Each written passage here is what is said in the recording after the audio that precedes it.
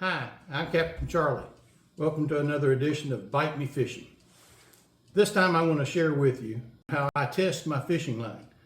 A lot of people don't know how to do this or haven't done it, and I want to encourage you to do it once I share it with you. So let's get bit. Next, I want to talk to you about how I check my line.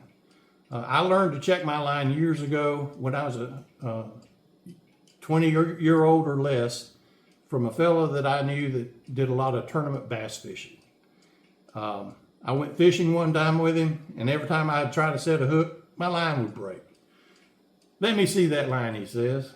And he took that line and he did this test on it and showed me why I couldn't catch fish. And that my line was going to break every time. So he did let me use one of his rods and reels, and I was able to catch fish that day. But in the meantime, I learned a hard lesson. Don't forget to check your line. Every time I go to the lake, I try to check my line. If I'm going to be fishing in a tournament, you know I've checked every line on that boat that I'm going to take with me, because I don't want it breaking. And most of the time, it's going to break because it becomes brittle. Line becomes brittle for many reasons. It's susceptible to what I call rotting. Rotting, if I say rotting and brittle, I use those terms interchangeably. But when you tell somebody their line is rotting, they take offense to it. So if you tell them that it's brittle, they might not take such offense. I found that sunlight and ozone kills monofilament, and it does. And I'm going to give you an example of that when I show you how to do this test. I've got a rod here that's been out in my shelter beside my bass boat, hanging on a rod rack. And even though it's up under a shelter, sunlight gets to it. If it's outside, my rods in my boat stay stuck in the rod holders all the time, standing up when I'm traveling, when it's home stored, and when I'm out fishing. So they're getting a lot of sunlight. That's going to cause damage, and I know that. So I always am testing. It may test today, good, and then tomorrow, nothing. I haven't had it fail. If I tested it and it tested good, I haven't had it fail on the water. Next, I'm going to show you how to test your line using an overhand slip knot, is what I call it. It's this is the 30-pound line again for clarity, and I'm holding it up here close so that you can see what I'm fixing to do to create a knot to test the line with. You make a loop on the line, fold the line back under the loop, and then pull that little piece of line back up through that loop to create a new loop. But see, it created an overhand knot right there.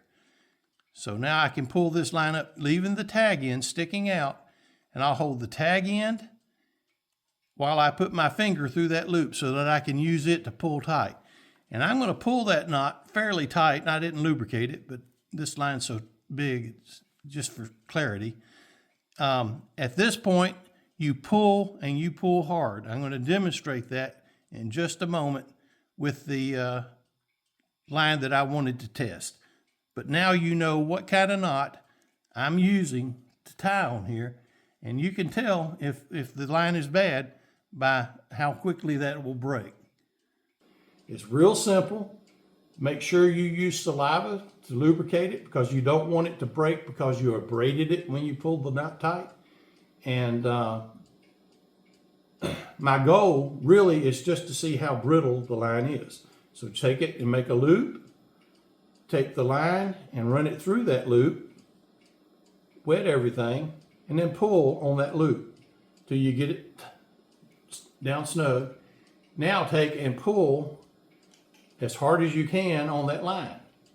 And if it's good line, see, that broke. It broke much too easily too. Now, yes, it took a little bit of effort to do that. Let's do it again. But it did break. If I have a line that does this, so here we go again. See how it snapped? It didn't want to cut my finger. It snapped well before that. That line is too brittle for me to fish with. Yes, you can tie a knot in it still. Yes, you might catch a fish on it, But this line is very susceptible to breaking, especially at your knots.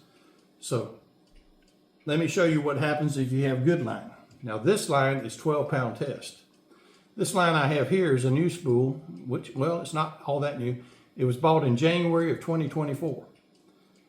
When I bought this line, I put it inside of a plastic quart bag and sealed it, and I put it down inside the rod box of my bass boat. So that's why it's still new today, even though it's a year old. All right, so I'm gonna make a loop. Actually, that's 2 years old. I'm gonna make a loop, do this test again, wet it, and pull. Now, if I pull this line hard enough, I will cut my finger. I am pulling hard as I can on that. This is 10-pound, not 12-pound. I will cut this hand or this hand doing this. If your line isn't that good, don't leave it on the reel. Change it out. If you test your line and it is good, you can pull that knot out and still use your line. You don't have to take it off and retie everything unless you want to. So if the line fails the test, I'll replace it with new line, no exceptions. If you don't want to take the time to do that, you might find that you're losing fish. If I have a line that I'm fishing with and the hook breaks off or the lure breaks off while I'm fishing or when I catch a fish, the first thing I do is test my line again. If that line tests bad, then of course you know what the answer was. You should have changed the line up. If the line tests good, that just means that the line going into the eye of the hook most likely abraded the line, because it will over time, especially when you're using a knot on it. So I don't feel so bad about that, and I'll tie a new hook on that line and go on and do it again. But if that line fails, I stop using that rod and find me another one with a good line on it, or I stop right there on the water. I've done this, change the line on that reel. I keep lining the boat just for that purpose. But if the line tests good, I continue to fish with it. So all I can tell you is always test your line. Don't go fishing without doing that. So until next time, this is Captain Charlie saying, go get bit.